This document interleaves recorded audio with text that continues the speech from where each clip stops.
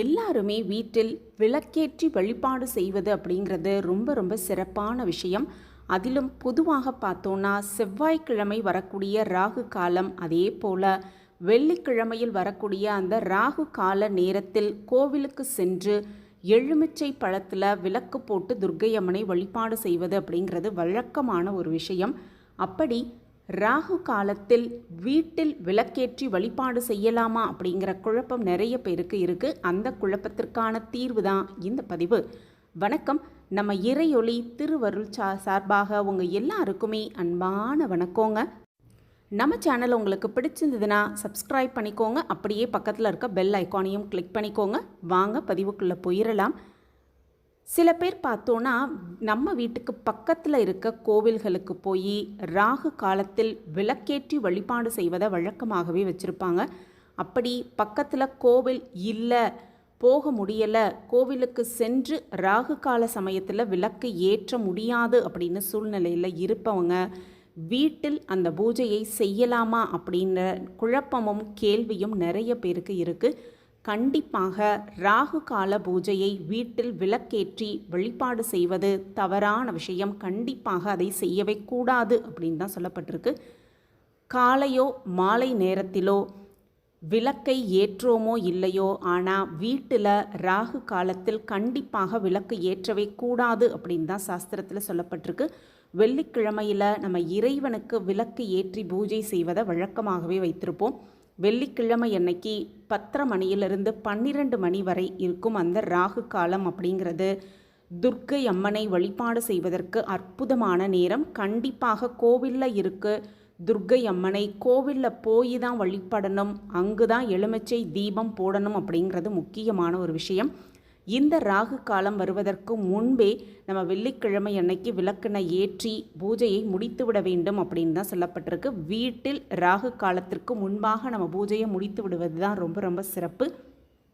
அதே போல் செவ்வாய்க்கிழமை பார்த்தோன்னா 3 மணியிலிருந்து 4:30 மணி வரை இருக்கும் அந்த ராகு காலம். நமக்கு இந்த ராகு காலத்தில் வீட்டில் விளக்கு ஏற்ற வேண்டும் அப்படிங்கிற கட்டாயம் இருந்ததுன்னா செவ்வாய்க்கிழமை அன்னைக்கு காலையிலேயே விளக்கு ஏற்றி வழிபாடு செய்யணும்.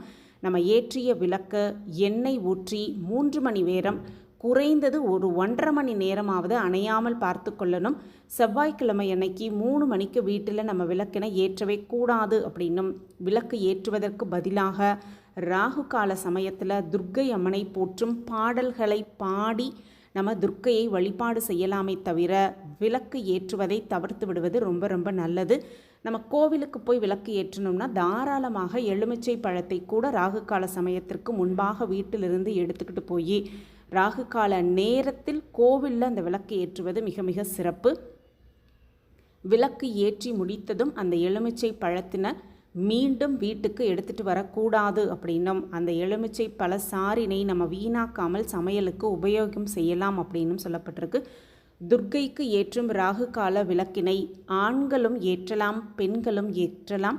பெண்களும் தாராளமாக ஏற்றலாம் அப்படிங்கிறதும், ஏன்னு பார்த்தோன்னா ராகு கால பூஜை என்பது நமக்கு ஏற்படும் கஷ்டங்களை தவிர்ப்பதற்காகத்தானே தவிர கஷ்டம் உருவாகுவதற்கு அல்ல அப்படிங்கிறத புரிஞ்சுக்கணும். இவற்றையெல்லாம் நம்ம பின்பற்ற முடியலை அப்படிங்கிறவங்க கவலையே பட வேண்டாம். ராகு காலத்தில் துர்க்கை அம்மனை மனதார நினைத்து போற்றி பூஜை செய்தாலே போதும்.